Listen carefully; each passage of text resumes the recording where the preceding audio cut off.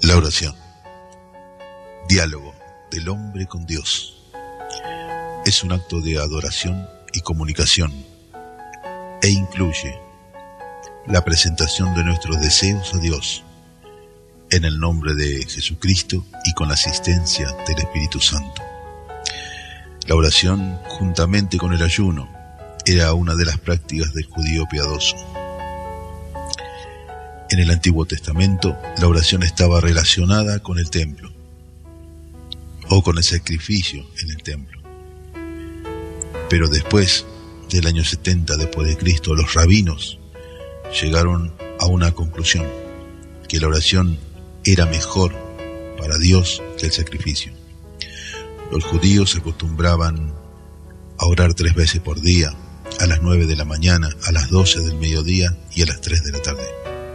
Era costumbre de los judíos, cuando oraban, mirar hacia Jerusalén, y cuando estaban en el templo, mirar hacia el altar o púlpito, que también fue una práctica de los primeros cristianos. La oración no solo se practicaban en el templo, sino también en las casas o en lugares apartados. Generalmente se usaba una habitación en la planta alta, denominada aposento alto, una especie de azotea.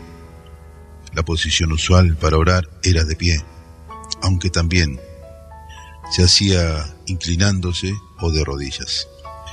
En el Nuevo Testamento manda orar en todo tiempo y en todo lugar. De acuerdo con las Sagradas Escrituras, la actitud del espíritu del que ora es más importante que la hora, el lugar o la posición del cuerpo o las fórmulas. Se debe orar con intensidad espiritual, con la excepción de la oración dedicatorias de diezmos y primicias en el Antiguo Testamento y el Padre Nuestro en el Nuevo Testamento. La Biblia no ordena la repetición de palabras o fórmulas fijas para la oración, aunque el Padre Nuestro, la intención es establecer los elementos principales que deben incluirse en toda oración cristiana y el orden de importancia que deben presentarse. En ocasiones, ni las palabras son necesarias para que una oración sea eficaz. Puede ser un acto de contemplación o un diálogo entre el orante y Dios, en el lenguaje del Espíritu, en el más puro sentido cristiano. Una lágrima, un gemido o el silencio pueden convertirse delante de Dios en oración del más alto nivel espiritual.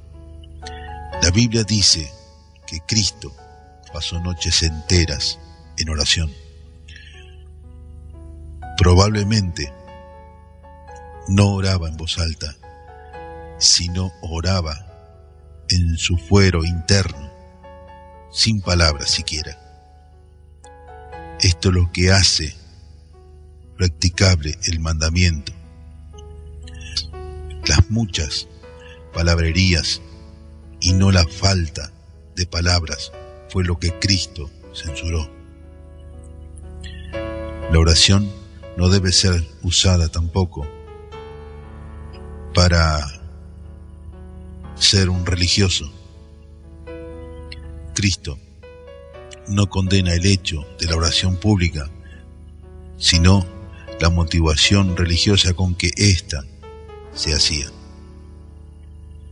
La historia bíblica revela un proceso evolutivo en la oración. En el Antiguo Testamento, con algunas bellas excepciones, la oración es un medio para conseguir bienes materiales y protección temporal.